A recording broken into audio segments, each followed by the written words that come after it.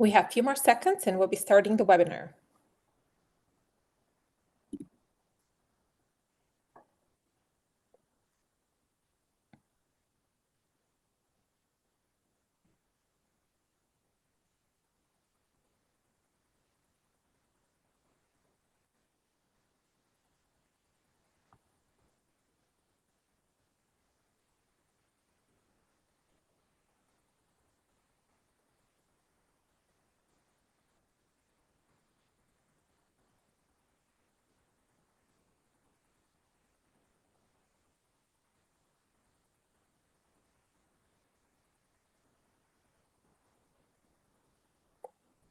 Thank you for joining us for another EARL webinar.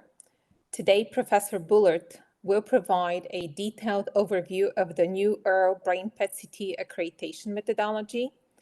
It will be followed by a live Q&A session where you would be able to type in your questions so he could answer them live. My name is Evelina Christova. I am the EARL Program Director, and I'm the moderator for this session today.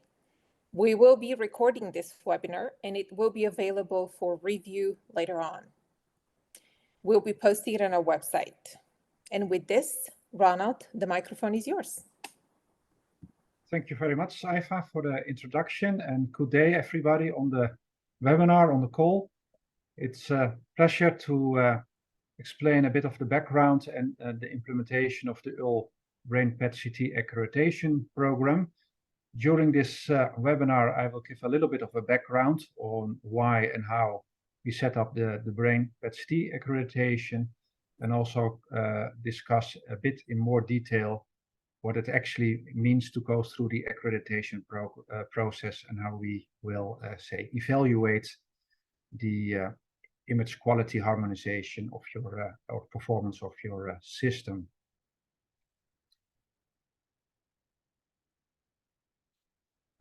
Just as a disclosure, I'm a scientific advisor for the PET-CT accreditation program, and today the Brain PET program is an extension of the already existing programs on F18, zirconium, gallium for oncology. Not relevant for this presentation, but just to know that I also receive a research grant by Siemens Healthineers, but it does not relate to the content of this webinar. I think the background is that we want to use quantitative data, and we want to use PET, also brain PET data, as a quantitative imaging marker, for example, in diagnosis or differential diagnosis, or for response assessment, for example, in clinical trials or clinical research, but also in a clinical context. Harmonized performance and reproducible performance is of utmost importance for making sure that your diagnostic reads are consistent between sites and between systems. And one of the, or several of the requirements for using imaging as a quantitative biomarker is that the data and the acquisitions are repeatable, which means that if you would scan the same patient multiple times on the same PET-CT systems, that you have a constant and comparable image quality of that patient. That relays also that you perform the brain PET studies in a very consistent manner.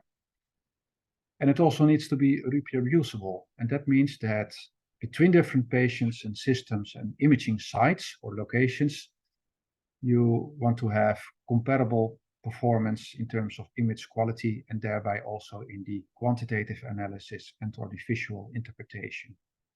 So reproducibility actually means harmonization of procedures, but also harmonization of the PET-CT system performance across different systems and institutes. So this implies standardization and harmonization of imaging procedures as well as scanner performance.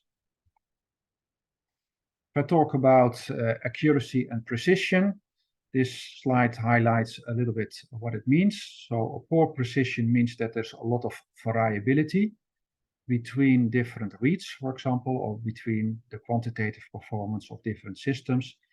This is the example in the left upper bullseye view where you can see that there's a lot of scatter around, say, the center of this plot.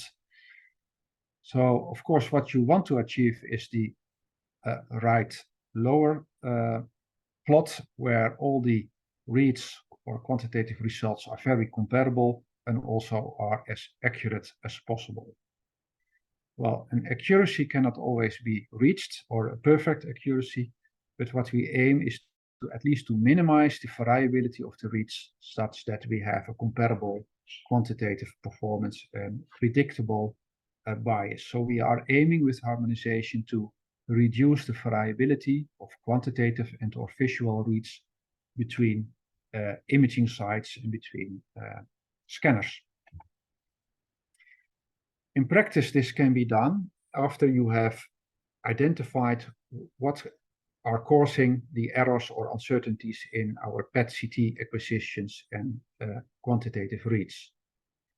Secondly, if you know and understand these errors, you can develop and publish imaging guidelines, and the guidelines mainly address how to perform the PET-CT studies. And those guidelines have also been published for brain imaging.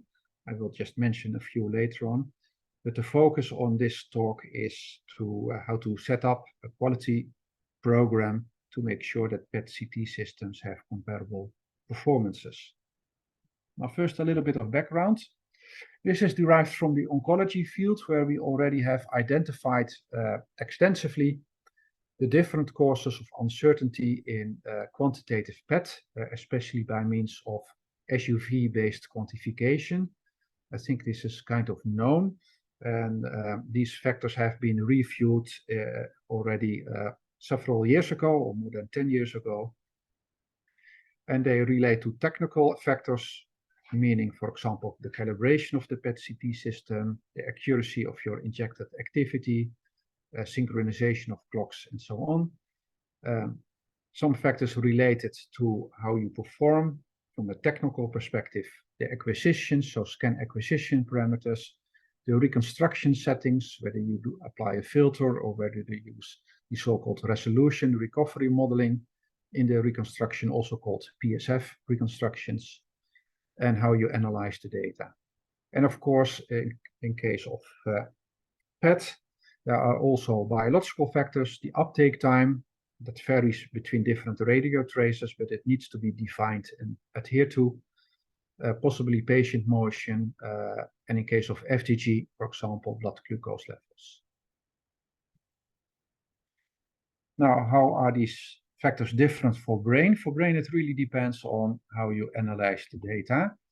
And this is an example. You can analyze the data, for example, using full kinetic analysis, which is not very common, but it's done in academic sites, where you take into account the activity in blood as an input function.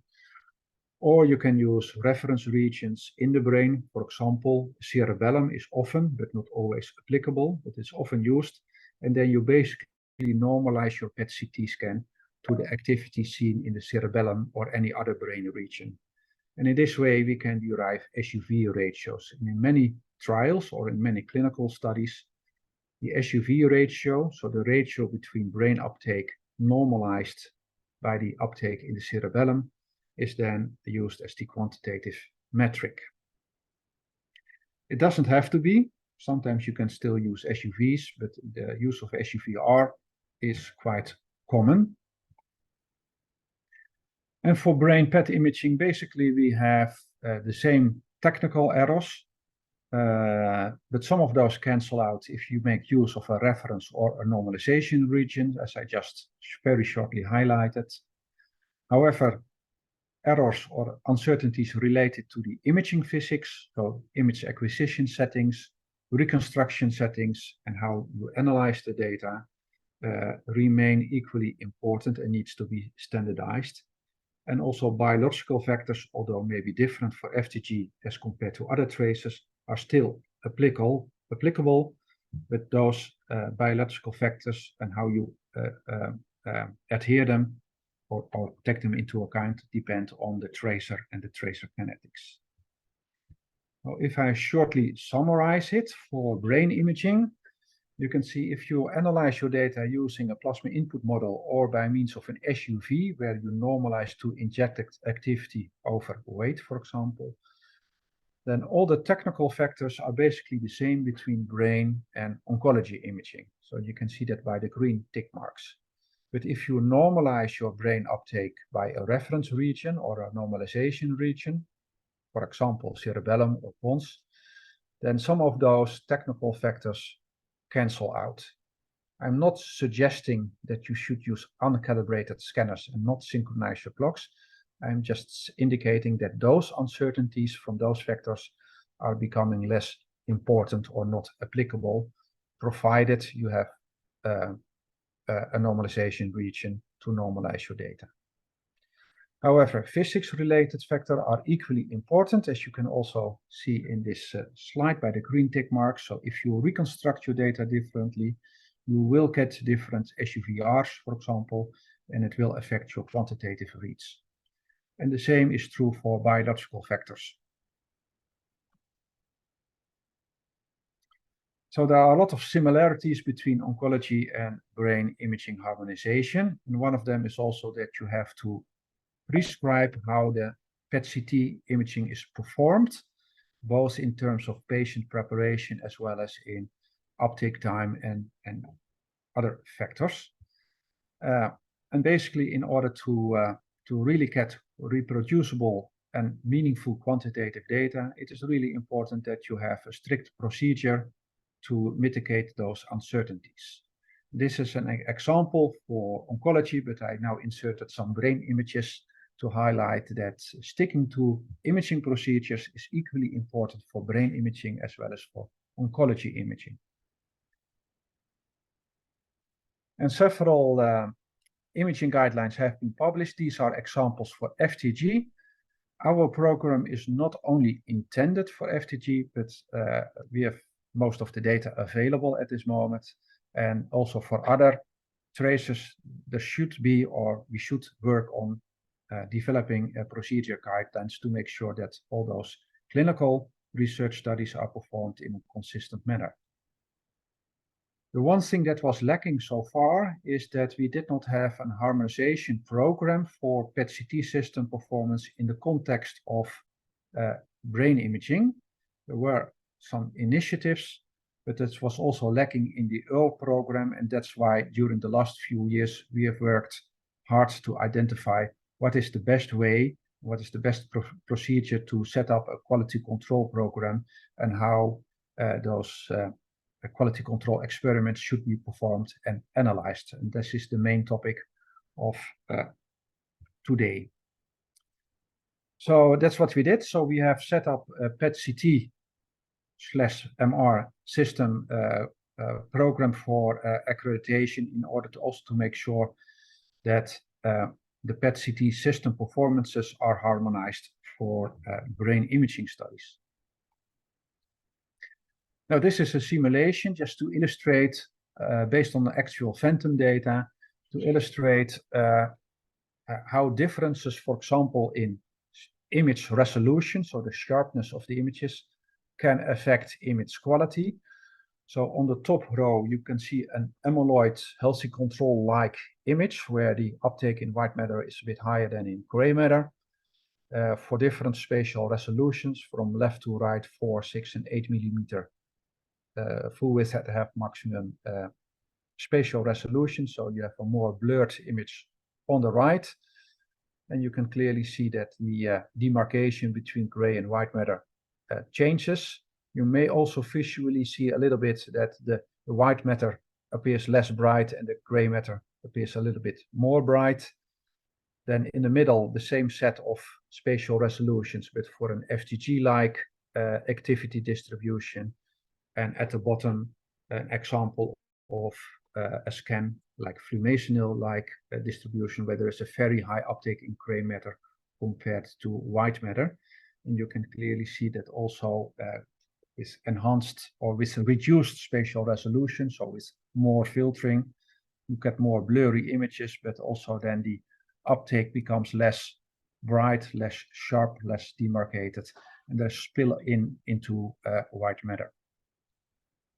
Now, if you analyze and put a region on top of those gray matter regions, you can see that on the vertical axis, I've plotted the recovery, which is the ratio between the expected or the true, or the ratio between the observed gray matter uptake divided by the theoretically true gray matter uptake. So if you have an infinitely sharp image, so that means 0 full width half maximum, so this would be an ultra sharp PET-CT system, then basically the gray matter uptake that you see in a region of interest equals the true gray matter value. But when you start to generate images with a lower spatial resolution, then you can see that the recovery changes as a function of the spatial resolution, and also whether you have a higher uptake in white matter compared to gray matter and vice versa. The bottom line is that if you have differences in spatial resolution or reconstructed resolution, your recovery will change also in brain images. Therefore, it's also really important, like we did in the oncology setting, to harmonize the recoveries between different systems, between a lower limit and an upper limit. And in this example, you can see that it is easily translated into the effective spatial resolution. So in our program, we focused on setting up a quality accreditation program that tries to harmonize what we call the effective image resolution. And this is the overall final image resolution, which comes both from the scanner system resolution, the reconstruction settings, and possible any image filtering that has been applied to the data. And I will explain in a moment that we have defined a lower and an upper limit for this effective image resolution. Now, the idea is, how do we find this effective image resolution for your brain studies? This is another example where we show that also the gray to white matter contrast ratio changes as a function of the effective resolution in your data. So, and this is actually how it works practically. So the possibilities for PET-CT harmonization for brain is that you verify the basic PET-CT system calibration using a uniform cylinder. And then for the oncology program, we have phantoms that can simulate like tumors simulated by spheres in a uniform background. And we are looking at the recovery of those spheres.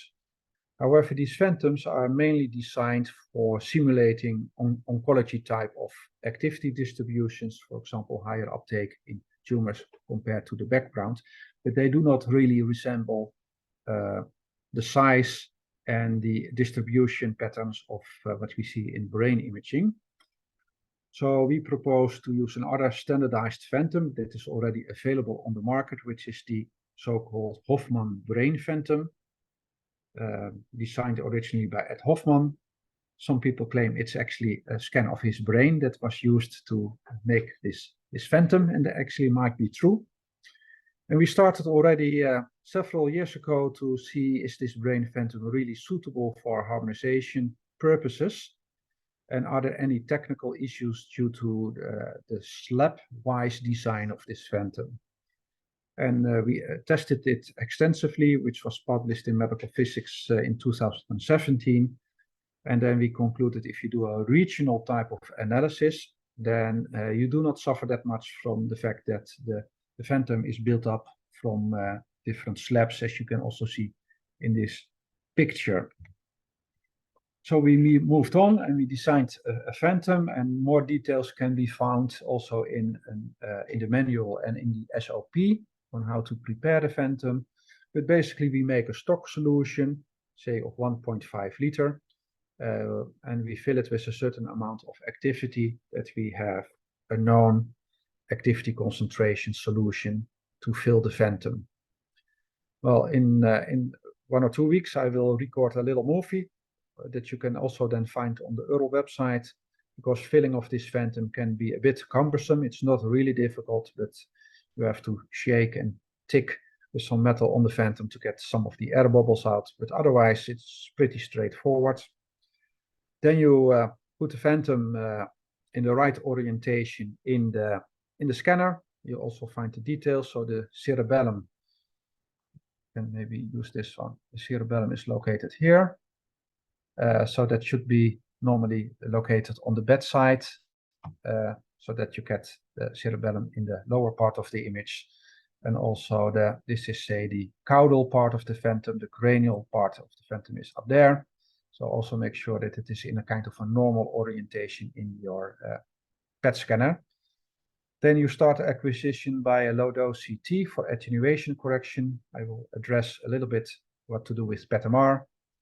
And if needed, you can do various reconstructions and submit that to EARL, but we will give you some hints if that would be helpful for you, how to perform and analyze or reconstruct the data. Switch off the annotation. Yeah, sorry. So how do we do the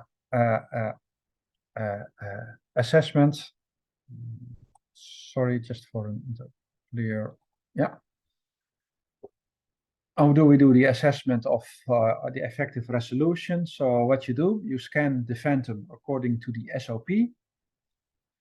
And then in this publication in the European Journal of Nuclear Medicine and Molecular Imaging Physics by Manas Shikari, you scan the phantom, we take the image and we basically compare your actual phantom scan, which you can see here in the bottom of the slide.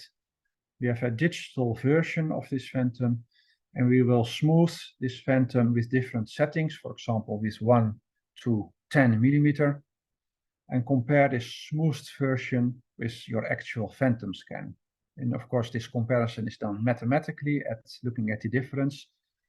And when this difference is minimized, this will align with the effective spatial resolution of your phantom scan. And in this way, we can measure or determine what is the effective spatial resolution of your system with the applied acquisition and reconstruction settings.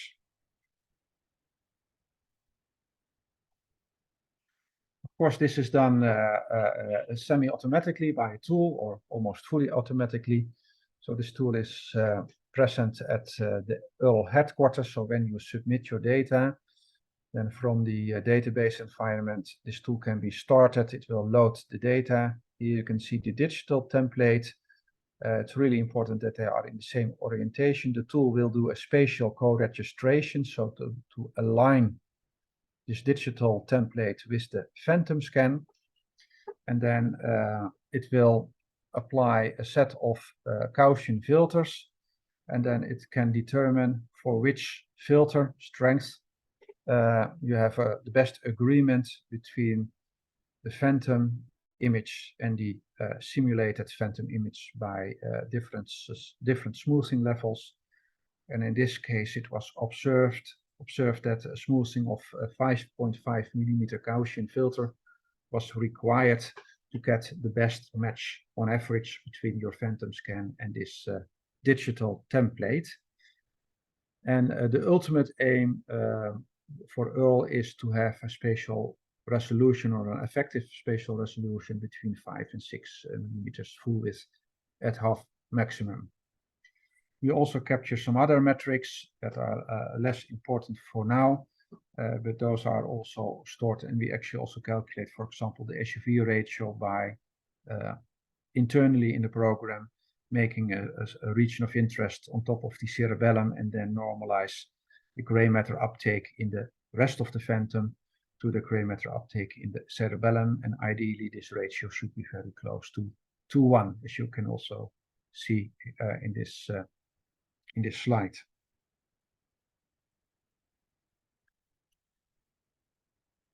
The nice thing about this effective resolution approach is that it is insensitive on the accuracy of phantom filling. And with that, I mean that you do not exactly know the amount of activity in your stock solution, or if there are small calibration differences between the scanner and, for example, the dose calibrator that you use to determine the activity to make the stock solution. So it's fairly robust to say user-related errors in filling the phantom. It's also fairly insensitive to, or almost insensitive to small air bubbles. Of course, you should not have very big air spots like 10% of the phantom volume, but very small residual air bubbles do not affect the assessment. And as indicated, by doing this experiment, we try to measure your effective resolution and give recommendations on how to perform an EARL-approved acquisition and reconstruction protocol that results in a resolution between 5 and 6. In this paper by Shikari, they actually also looked at actual clinical protocols that were used within the AMI-PAT consortium. And I'd just like to highlight that resolutions typically range between 3 and 8 millimeters full width half the maximum, occasionally even 9 to 10, which is used clinically in clinical research. So we do not want to smooth down all the images to the worst resolution, but we selected 5 to 6 because that was the most common and most prevalent resolution range that was done by most of the sites. So also to make sure that it is clinically feasible and applicable. And a lot of details on how we validated this approach and how it was developed, you can also find in this paper by Shikari et al. So how does it work in practice? First of all, we would like you to obtain the EARL Standards 1 or 2 accreditation, which is basically required to also verify, say, the very basic scanner calibration using a uniform phantom. So we do not want you to use uncalibrated systems. And then on top of the Standards 1 or 2 accreditation, which is basically the oncology program, you can perform the Brain-Hoffman phantom experiment according to a very detailed SOP. Then you can submit the phantom data to EARL, very similar as in the oncology program. Then at EARL headquarters, the effective resolution will be assessed and it will be reported to you. And if the effective resolution is not within this prescribed lower and upper limit, we will give you suggestions on how to adapt the reconstruction parameters or acquisition parameters if that will be needed. So we will give you some guidance to help you to achieve this accreditation conformance. This is again highlighting that also the visual image quality here expressed by looking at the gray to white matter ratio really gets more harmonized by looking at the effective resolution. So the effective resolution is a direct translation on the contrast and say the sharpness of the images that you will observe, but also to the quantitative performance that you will get when you apply this harmonized protocol. So basically, EARL for the brain program aims at harmonizing the effective resolution between the systems. So I've mainly talked about PET-CT and about taking a low-dose CT, for example, but what about PET-MR? Well, it's basically the exact same procedure. So you have to obtain the EARL Standards 1 and 2 accreditation, then perform the Hoffman phantom, and then otherwise it's exactly the same. But there are, of course, some differences. The main difference is that we do not have a CT to derive an attenuation correction map. So, and for phantom, it's not always straightforward to have an MRI-based attenuation correction due to the presence of plastic, which is not visible on the MR, and also pure water. It's not ideal for MR, so it requires some changes. It would be ideal, and you can ask if there would be a dedicated MRI attenuation template for this phantom, but it's not always there. If not, you might be able to use a CT-based MuMap, and insert that into the reconstruction pipeline or import it so that you can have a quantitative image reconstruction, or hopefully any other dedicated phantom solution provided by the vendor. A trick that we applied is that we actually manufactured ourselves a phantom, a uniform phantom with the exact same dimensions as the Hofmann phantom, and then carefully replaced the uniform phantom with the Hofmann phantom in exactly the same spot. But the uniform phantom was filled with silane, so we took an MRI attenuation scan of this uniform phantom filled with silane solution, and then replaced it with the Hofmann phantom on exactly the same location, and then performed the PET of the Hofmann phantom. So bottom line is there are solutions, but it can be quite cumbersome, and yeah, it would really be helpful if you also ask your vendor if they have dedicated solutions for scanning this brain Hofmann phantom.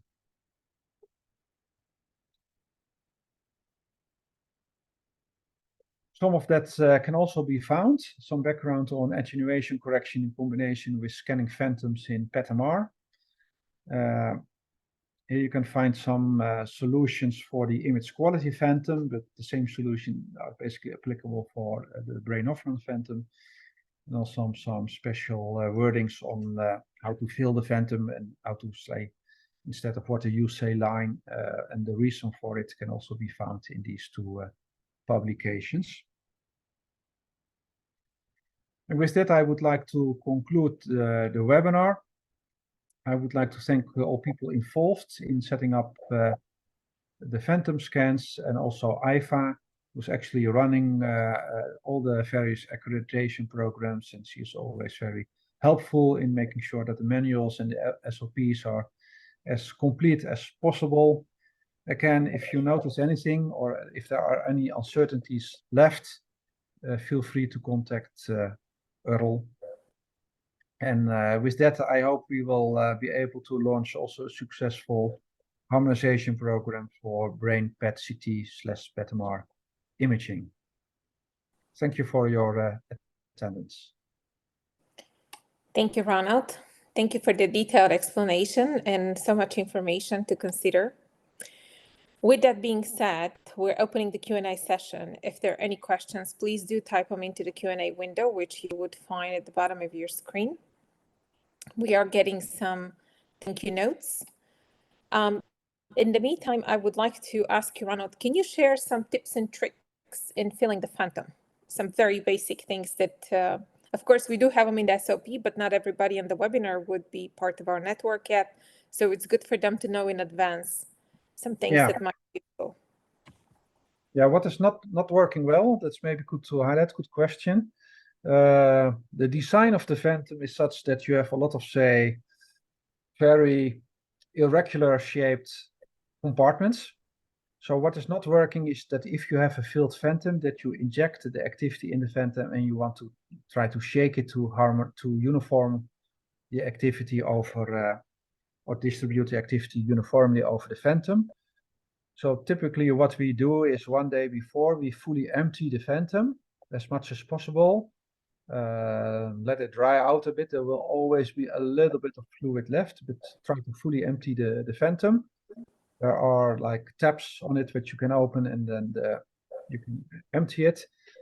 Then we prepare a separate stock solution, for which we just use a plastic bottle of 1.5 liter, a Coca-Cola bottle or whatever you have. Fill it with 1.5 liters. And then insert the activity in that bottle, shake it well so that you really get a uniform stock solution.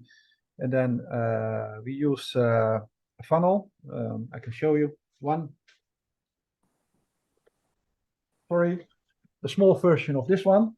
I hope you can see it. It's just put it in one of the openings and carefully try to fill the phantom. Sometimes I put the phantom on the table a little bit in a tilted manner, so put something below it on one side, so that you can really feel it from a somewhat elevated point. But you cannot feel it fully, So typically I have a few syringes of 50 mils and a few of 10 mil size. And then the last part, say the last 150 mil, I fill it by using a syringe with a needle and then very carefully try to fill it as much as possible. Then I close the two ports of the phantom, and typically I have a small piece of metal that I stick to the side of the phantom to make sure that the air bubbles are getting to the top of the phantom. Open the port again and try to fill the remaining 5 or 10 mils, such that the phantom is as free as possible from air bubbles and as fully as possible filled. But again, we will also demonstrate that on a movie that we will record in a couple of days, so that you have an idea on how to fill the phantom, which kinds of materials are convenient to have along with the phantom in order to fill it properly. Great. Thank you. So let's hit the questions that are coming through. We have quite a few now. So the first one is, what's our experience with long axial field of view scanners? So I suppose those would be similar to Quadra or any of the greater than 30 centimeters axial field of view scanners. Yeah, we do have experience. Luckily, we have access to a large axial field of view PET-CT system. So we also scanned the phantom in that system. It's not really different from, say, a digital PET-CT, for example, a Vision or a Vereos, but for sure the Vision is most comparable to the Quadra PET-CT system. That is the one that is now mostly available, at least in Europe. It's not different, but of course the sensitivity may vary across the axial length of the field of view. But in terms of effective resolution, there's not really much difference in this axial direction. But our recommendation is to put the phantom in the axial location where you typically would put the position, where you put your patients in the system. Thank you. So the next question is, we have EARL 1 and EARL 2, which differentiates between the different generations of the scanners for oncology. Do we plan to have two different classes for scanners that could produce 5 to 6 mm in effective resolution, and those that could actually produce 3 to 4? Yeah, that's a good question, and I think that's also how the prevalence of the scanners. So if you would have like really dedicated neuro systems, I think you are relating to that, where they really aim for ultra high spatial resolution, which indeed goes down to about 3 millimeter. It depends on how big the market is. So the EARL program is always aiming for multi-center studies. So if it indeed turns out that the majority of sites that perform brain imaging studies will have a dedicated brain system with a spatial resolution of 3 or 4 millimeter, then it would indeed more make sense to, like we did for the oncology program, to have an updated program.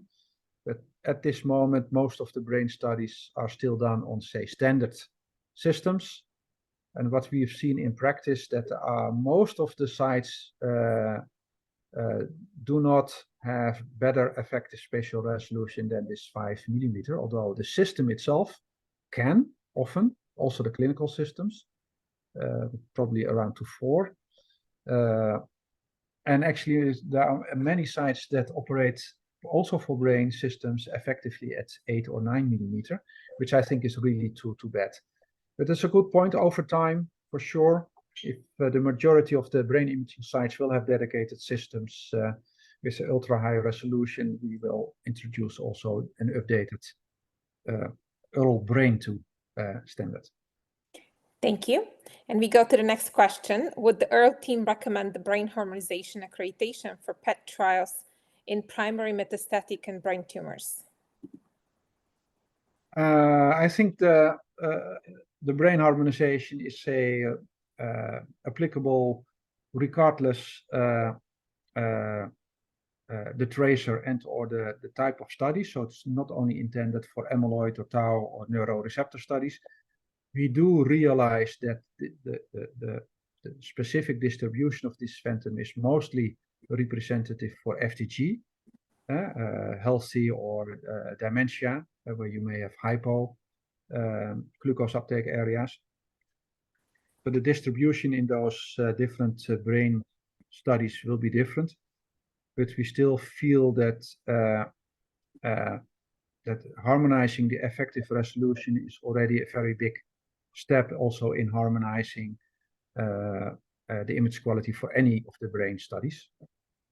So yeah, I think it will also be very helpful for harmonization of oncology type of brain imaging studies. Thank you. So the next question, I would be answering it, and it is if we would be providing an open source version of the software like we have for the other data analysis.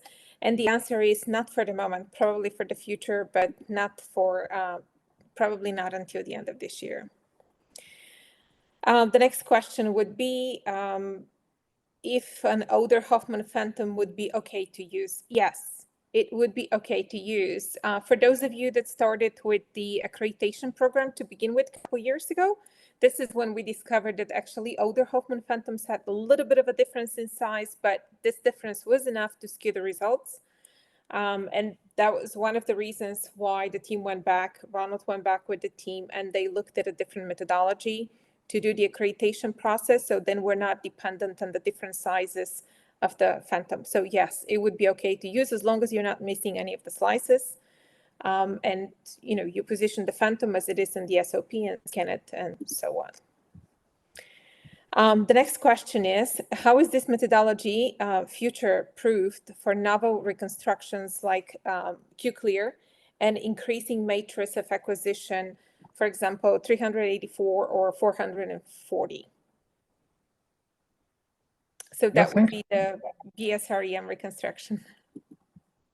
Yeah, so the answer, I think that the methodology is still valid. So we tested it on a range of different systems, also including PSF reconstructions and digital systems with better time of flight. And also some of the what we call the QClear on the GE systems, which use a kind of a prior to stabilize, for example, KIPS artifacts and noise. So I think the methodology is equally applicable, and if you harmonize effective resolution, you will also harmonize the image quality between systems, whether BSREM or other type of novel image reconstructions are able to comply. I guess they will, but I cannot be for sure at this moment that any novel reconstruction algorithm will be able to comply with the predefined specification. But it's most likely they will, either in combination with a little bit of filtering or optimization of iterations and subsets and so on. But for sure, when those novel systems go by, we will also evaluate and test them. It could be that we initially ask for a novel scanner, decide if they are willing to do, say, multiple reconstructions, so that we can figure out for that system and for that specific reconstruction what would be the settings that can generate compliant images. Thank you. Next question is, would the EARL Standards 2 settings for reconstruction be suitable for the brain accreditation? I think it will be pretty close. We didn't look at that specifically for all the systems, but I think over time, when we collect more data, we can see if those reconstructions are consistent with what we have from the EARL 2. So if we have a site that both participates in the oncology program for the EARL Standards 2, as well as for the brain, then we can actually do a verification of if that is true for all the systems. The EARL 2 reconstruction does indeed probably have an effective resolution of around 5 millimeter full width half maximum. So it would not surprise me that the same reconstruction There is a difference though for brain. For oncology, we do allow voxels up to 4 millimeters, for example. For brain, probably you need to have a higher matrix size or a larger zoom factor, because for brain, I think the voxel size should be at least better than 2 millimeters in any direction. Thank you. And the next question is a little bit more on the pharmacokinetics. So there's a clear understanding of the assumption that there's a homogeneous distribution in the gray matter for the easiness of the protocol. However, the distribution of flumazenil is different in the cortical gray matter from the subcortical. So that would be the thalamus and the striatum uptake. So is this important? Yes and no. For determining what is the effective resolution of your system, it's not. And then if it's harmonized for FDG, it will be harmonized for flumazenil. But there's a but, and that is it's very hard to address if differences in scatter correction across different traces behave similarly between systems. So it's that is still something to consider, but especially in the high uptake region, the difference in effective resolution has a much bigger impact on your quantitative results than the lower spatial resolution effect of the scatter and scatter correction. Thank you. The next question is again about the amount of bubbles in the phantom. So once Ronald records the video, we'll be having it posted. And as he mentioned, small amount of air bubbles, small air bubbles, not large, but small all over the place. They wouldn't be that crucial as long as they're not more than 10% of the entire volume. So I hope that this answers the question about the air bubbles again. I think this is actually a big one. So probably having the video would help everyone to have an idea of how air would be allowed. But it's fairly easy to get rid of most of the air bubbles, but there are always very tiny air bubbles that are kind of captured in this very, say, irregularly shaped inner part of the phantom. And actually, we have not seen any, because the effective resolution is calculated over the entire image, three-dimensional image. So even if you have tiny air bubbles across the phantom, overall, the effective resolution is determined by, say, 99% of the volume that does not contain air bubbles. Yeah, so it's very hard to give a precise number, but if I fill the phantom, I usually tick on it, say 2 or 3 times, remove the residual, and then it's done. So you don't have to spend hours to try to get rid of nearly all the air bubbles. And even sometimes a little bit bigger ones are still there. But yeah, we can show you in the video as well. Thank you. The next question is again about the stock solution. So how do you ensure that when you have a stock solution and you fill the phantom, how do you measure the remaining activity within the stock container? Yeah, that's actually not so important. So what we want you to report is basically that you used a stock of 1.5 liter and how much activity you put in that solution. For example, if you put in 30 microbecquerels, then the concentration would be, I think, 20 kilobecquerels per mil. You fill the phantom, I think about 2/3 of the stock solution will be required to fill the phantom. So there will be residual stock in your bottle. But at the end, and that's the beauty, it's not this analysis, the effective resolution is not really important whether you have a solution of 20 kilobecquerel or 21 or 18, because it's a kind of a self-calibrating analysis that we do during the phantom analysis procedure. So you don't have to measure how much activity was left in your stock solution. Thank you.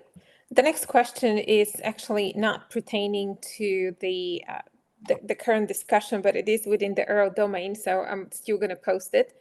The question is, with the previous experience of whole body imaging and 18F standards, how difficult it is to immediately standardize for gallium-68? And do we intend to actually do this in the future? Well, we currently have gallium-68 accreditation. So the prerequisite for this accreditation is 18F standards 2. First, you need to have this accreditation for your scanner, and then you can obtain the gallium-68 accreditation. If you would drop me an email, then I would be answering in details what you need to do in order to obtain both accreditations. Mm-hmm. The next question is that in one of the slides, there was a reference on the scan time between 10 and 30 minutes. So what does it depend on? Why between 10 and 30? And how is actually in current clinical practice, how are things done? Yeah, so in current clinical practice, of course, the uptake time, but also the scan duration needs to be fixed also because there are underlying kinetics. For example, so if you do a scan from 60 to 90, the image will look differently than if you do a scan from 60 to 75 minutes. Not only because of the statistical quality, but also because the tracer kinetics also for FDG is not necessarily constant. For the phantom, that's not applicable.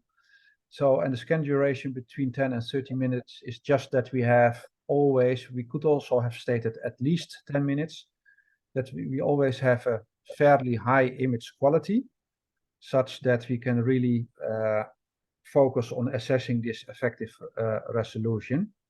For sure, if you have digital systems, 10 minutes will be more than enough. And if you have a somewhat older analog system, 20 to 30 minutes will be more than enough. So there's not really any, say, clinical practice thought behind it. It's also not so relevant for this phantom. But we just want to make sure that we get a phantom scan with sufficient image quality in terms of low noise levels, such that we are sure that the analysis really focuses on assessing the effective resolution.